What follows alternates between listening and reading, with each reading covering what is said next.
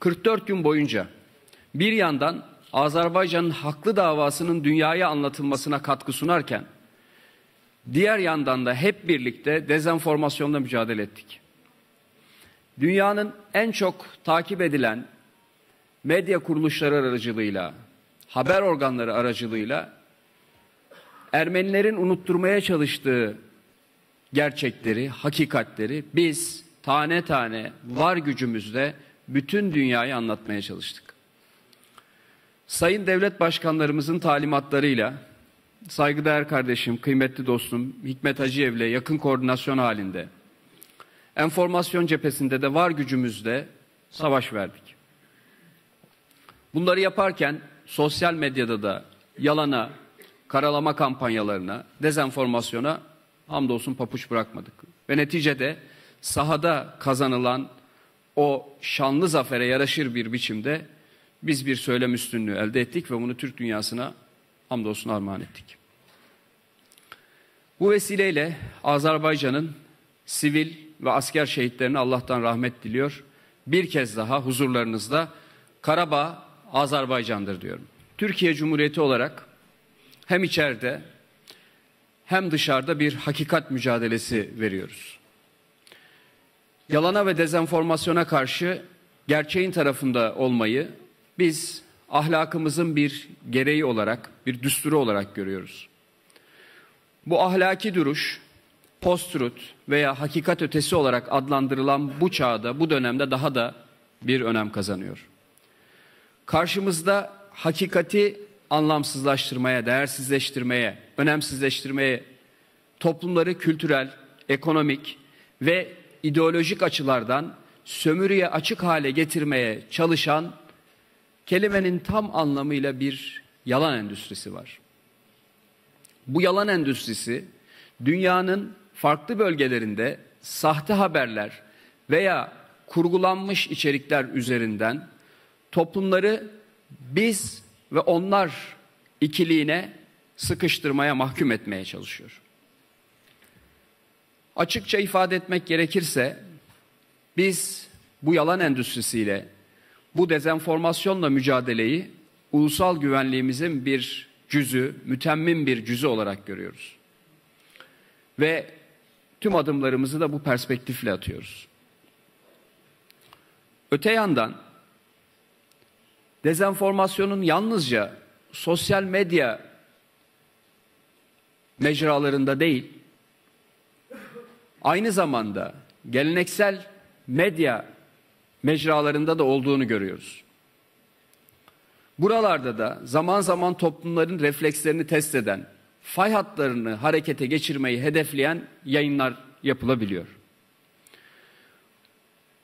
Burada özellikle yine sizlerin huzurunda bazı yabancı devletlerin fonladığı kuruluşları ve bunların ülkelerimizdeki uzantılarını işaret ediyorum. Bu modern Truva atlarına karşı teyakkuzda olmak, el birliğiyle bunların zararlı faaliyetlerini durdurmak zorundayız. Yabancı güçler tarafından fonlanan, etki ajanlığı amacıyla faaliyette bulunan bu medya kuruluşlarıyla ilgili gereken tüm tedbirleri almak zorundayız. Bu doğrultuda biz ülkemizde Yüce Meclisimizin çatısı altında sürdürülen değerli çalışmaları takdirle karşılıyor, takip ediyoruz. Açık ve net bir biçimde vurgulamak istiyoruz ki kimsenin basın özgürlüğü kisvesi altında ülkemizde 5. kol faaliyeti yürütmesine müsaade etmeyeceğiz. Kıymetli dostlar, Sayın Cumhurbaşkanımızın dünya 5'ten büyüktür ve daha adil bir dünya mümkün çağrılarında vücut bulan uluslararası vizyonunu tüm boyutlarıyla biz iletişim alanına yansıtmayı en önemli vazifemiz olarak görüyoruz.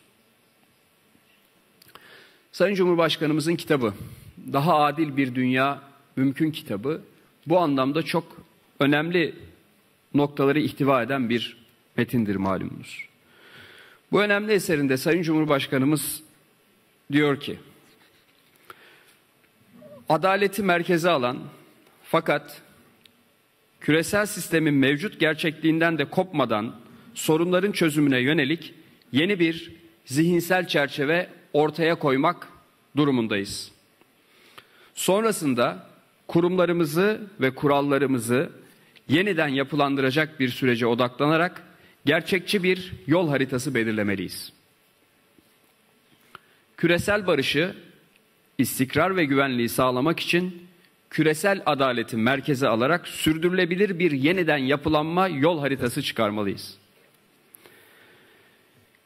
Küresel siyasette nasıl adaleti savunuyorsak, dijitalleşme olgusunda da adaleti merkeze almak zorundayız.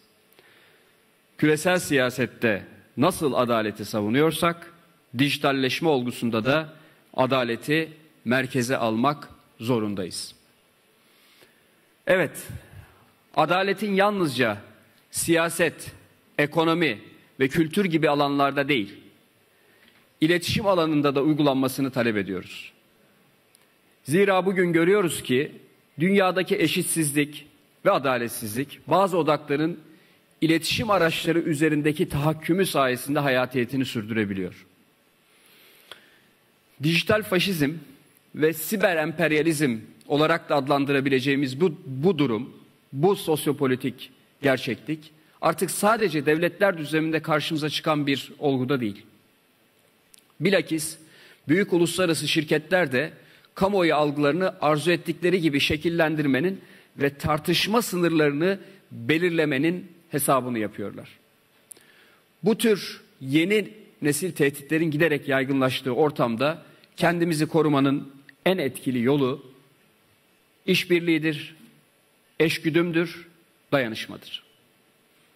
Bunları birlikte sağlamak durumundayız ve bu forum inşallah bu eşgüdümün, dayanışmanın ve birlikteliğin en somut göstergelerinden biridir. Ülkelerimize yönelik algı operasyonlarını el birliğiyle akamete uğratmak, pozitif bir gündem inşa ederek doğru bilgi akışını temin etmek zorundayız. Birbirimizin tecrübelerinden istifade etmeli, birilerinin bizi hapsetmeye çalıştığı o dar kalıpları hep birlikte kırmalı, yıkmalıyız. Uluslararası düzenin dönüştüğü bu küresel belirsizlik çağında birbirimizi koruyup kollamak mecburiyetindeyiz. İşte bu nedenle Türkiye Cumhuriyeti olarak Türk Konseyi'ndeki tüm kardeşlerimizle her türlü işbirliğine açık olduğumuzu özellikle ifade etmek istiyorum. Hanımefendiler, beyefendiler, bugün bizlere düşen Türk Konseyi olarak dijital faşizme, siber emperyalizme ve küresel yalan endüstrisine karşı kendimize ait ortak bilgi üretim ve dağıtım kanallarımızı güçlendirmektir. Yine bu bağlamda Türk dünyasının geleceği için liderlerimizin verdiği mücadeleye koşut bir biçimde iletişim alanında sağlıklı işleyen bir toplumsal bilinç alanı inşa etmek mecburiyetindeyiz. Bu kapsamda TRT ve Anadolu Ajansı başta olmak üzere Türk medyasının bütün güçlü kurum ve kuruluşları karşılıklı işbirliklerine, tecrübe paylaşımlarına ve toplumlarımızın birbirlerini daha yakından tanımasını sağlayacak ortak projelere açıktır. Bu vesileyle sizlerin huzurunda vurgulamak isterim ki, İletişim Başkanlığımız bünyesinde faaliyet gösteren bizler, ben ve arkadaşlarım var gücümüzde, Cumhurbaşkanımız Recep Tayyip Erdoğan'ın öncülüğünde büyük ve güçlü Türkiye ideali için mücadele etmeye, Türk dünyasının birliği, dirliği ve refahı için var gücümüzle durdurak bilmeden çalışmaya devam edeceğiz. Hiçbir tehdide aldırış etmeden, hiçbir gözdağına prim vermeden. Bugün Türk Konseyi Medya Forumumuzda birbirinden önemli konu başlıklarını masaya yatıracağız. 3 gün boyunca çok değerli müzakerelerde bulunacak bu forum kapsamında inşallah.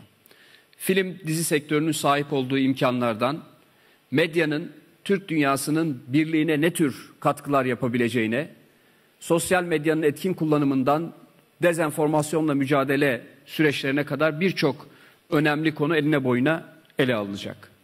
Bu doğrultuda forumumuzun başarılı, verimli geçmesini diliyorum.